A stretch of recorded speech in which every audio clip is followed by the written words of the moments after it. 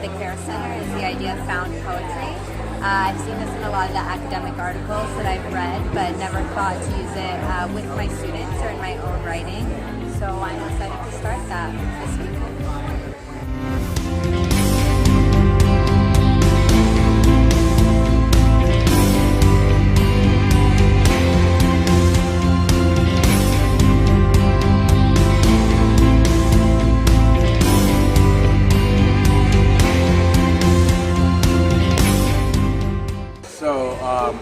Since I'm not in the classroom anymore as a teacher, I do PDs.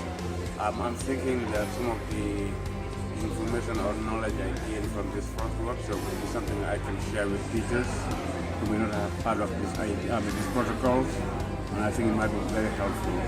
I like the way these presenters problematize the curriculum to challenge students to think out of the box.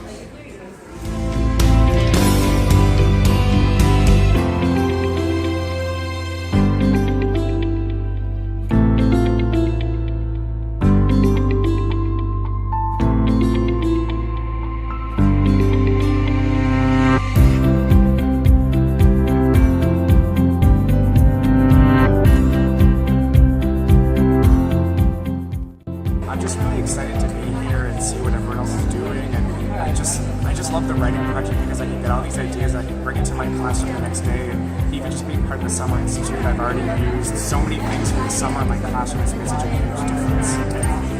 I know, I just love the writing project.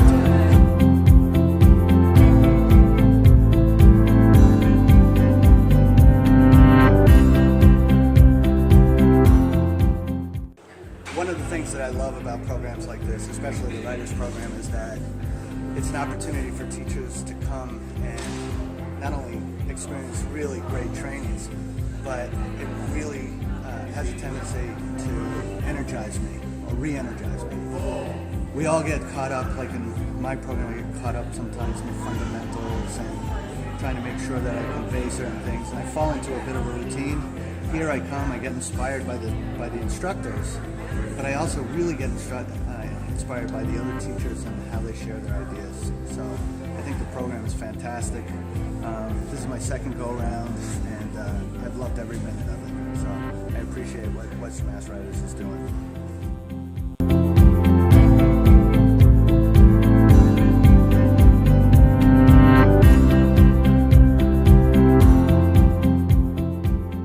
Alicia is an ELL teacher at Amherst Regional Middle School, where she's also served as a foreign language teacher and as assistant principal. She exemplifies the writing project idea of teacher as writer.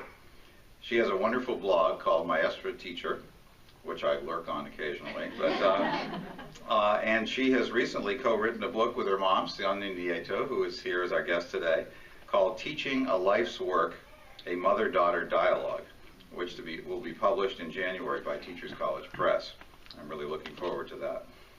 Alicia is also an advocate for social justice, and she was honored in 2015 by the Massachusetts Teachers Association with its Louise Gaskins Lifetime Civil Rights Award. Thank you, Bruce, and everybody on the Western Mass Writing Project Executive Board for this honor. It really is an honor coming from my professional home, which as a teacher, it's the place I always go to for resources, for ideas, for encouragement, and I really feel like it's a big part of why I've stayed in teaching. And this is my 24th year as a teacher.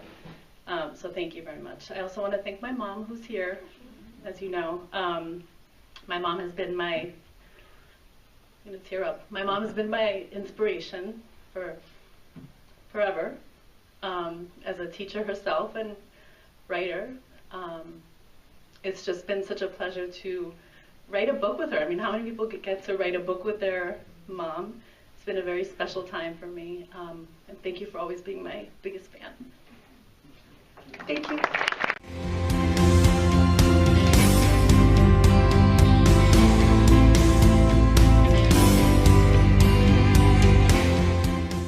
Bruce, and thank you everyone at the Writing Project for just being such a big support. I think if not for those 2 summers that I did Teachers as Writers, that little week in the summer to write, and then my own writing part of my Summer Institute, I don't know if I would have really immersed myself enough in writing to complete this project. So I'm forever grateful to the writing project.